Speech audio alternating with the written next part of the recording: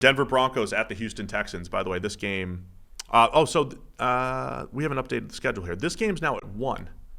And I forgot the Panthers-Bucks. They flipped these two games. So Panthers-Bucks is actually in the 4 o'clock window. I think the NFL did that just to get more eyeballs on Niners-Eagles. Yeah. And to get more eyeballs maybe on Broncos-Texans in the 1 o'clock hour because both teams are 6-5. And right on the outside, the 8 and 9 seeds right now in the AFC. So playoff implications here with the Texans favored by 3.5. Mm-hmm. The Broncos are on a ridiculous stretch where something like 20% of their defensive possessions over the last few weeks have been turnovers. So on one hand, impressive turnaround by the Broncos, and it's coincided with much better defensive play, slew of turnovers, high volume rushing attack, and Russell Wilson making 1 or 2 special rust plays per game, and that's been the formula for the Broncos. But that also feels like a fragile formula. So can they keep that up here against Houston? Yeah, that's entirely. I mean, that's the question. Get some Broncos fans just getting to the chat here, excited, feeling good about this little run they're on. Yeah, I mean, they're on a, they're going to get talked about as like the hottest team in the NFL because they have the longest win streak, right? Yep. I think that might be overstating it a little bit, but yeah, you have to respect the improvement. I mean, forget the win streak, just the sheer improvement, particularly of the defense, which has gone from, remember, they got beat by 70, and 70 was soft. Remember, Miami They only passed got up. beaten by 50, Sam. They gave up 70. They gave up 70. They got beaten. I mean, they got beaten by a score of 70 points on defense was my point. Like, Gotcha. They gave up 70 points. And 70 was a soft number because Miami elected not to take a field goal that would have set the record for some reason that made no sense to anybody. And yet now, like they limit Kansas City to 9 points. They limit Buffalo to 22 points. They limit Cleveland, albeit without their quarterback, to 12. Like, they are playing really well as a defense, and Russell Wilson is playing really well. Put the ball in Cortland Sutton's hands in the end zone last week, and he didn't come up with the catch. It's a good team right now.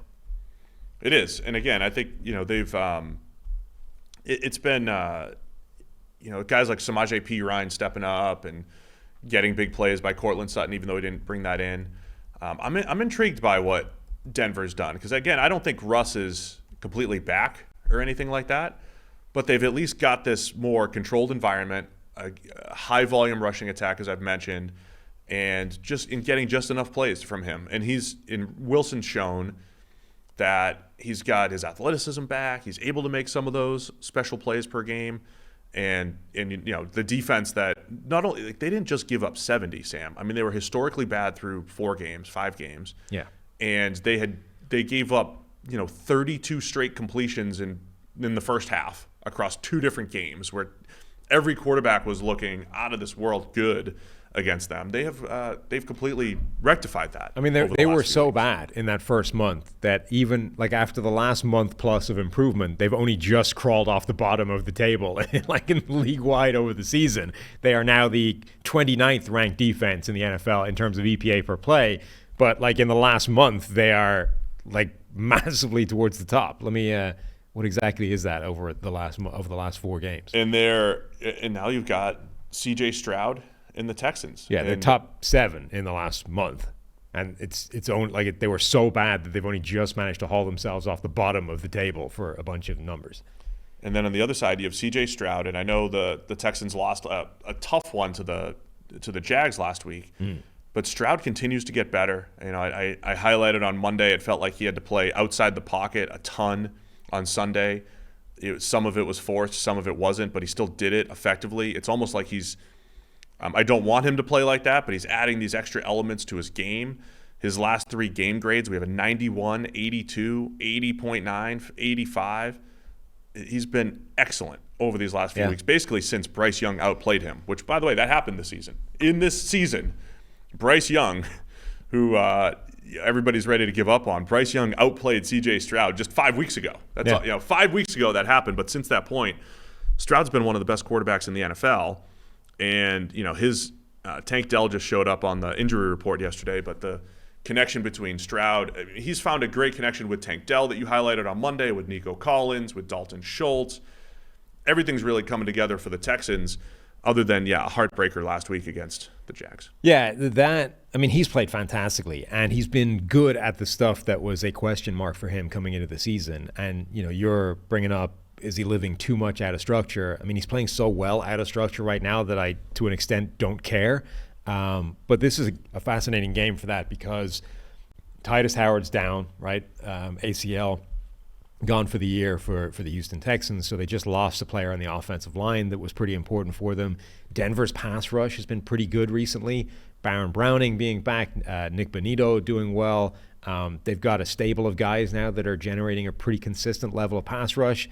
Like, can they exploit that offensive line for Houston that's been very good this year, whether it's scheme, whether it's Stroud, whether it's the group playing better than they expect them to, combination of all those things? Can they put him under pressure and force him to make some mistakes? If they can't, I mean, that Houston offense is really good. Yeah, that was what last week against the Jags. They didn't get a high volume of quick pressure, but they had some pressure at the right times down the stretch. Particularly late, Yeah, late in the game, in must-pass situations where the Jags pass rush just won. And again, that's why it was difficult for Houston to make that comeback. And Stroud took a couple sacks late in the game. I think Houston's, as I mentioned a couple weeks ago, they're getting closer to being a complete team, running the ball more effectively. Derek Stingley stepping up in year 2 at corner. D'Amico Ryans calling the action. Will Anderson, the rookie. Like, they have a lot of guys kind of coming together, playing solid, and playing probably well enough defensively, adding the run game to a team that has been just Stroud in the passing attack, right? I mean, like, when you're making that MVP case, it's like, what was Houston supposed to be? And what has Stroud been able to make them, essentially? That's why he has a case, because they've been reliant on the pass game. But they've rounded into form a little bit better over the last few weeks. I still don't completely trust the defense in Houston, but how many defenses do you even trust anyway in a given season? So they're not much different than any other team. They've been the defense has been inconsistent, but it's had games where it's really showed up and limited the opposition. That's what I'm saying. Like, that part of it's encouraging, right? And D'Amico Ryans calls a good game.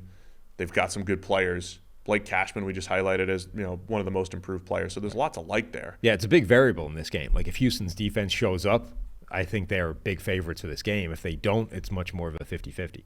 So it comes down to me, Denver's done this incredible job forcing turnovers. We always say, like, these things that are supposed to regress, when are they going to regress? Mm-hmm. Who the heck knows? Who knows? But 3.5 points for Houston kind of feels like a lot. Yeah, for a Denver team that's won 5 straight. What do you think? But I do think that if their defense does show up, I think they're worth that 3.5 points. It's just that that's not a guarantee. So I'm going to buy that they do and therefore cover it. Bobby Slowick, 1 loss since having breakfast with him. I think he'll bounce back here. Take the Texans. You should tweet out that picture for, like, what they call it, clout. Here's Sam and Steve with offensive coordinator PFF Bobby. With Bobby? Yeah. Now, this was I had that one with me and Chase Young from the he sat next to me at the College Football Awards a couple years ago. You should tweet that out more regularly, so that just to reinforce the fact that Sam isn't short, Steve is a giant. Yeah, me and the 6'6", 260-pound fan that I was with, being made to look like a small child.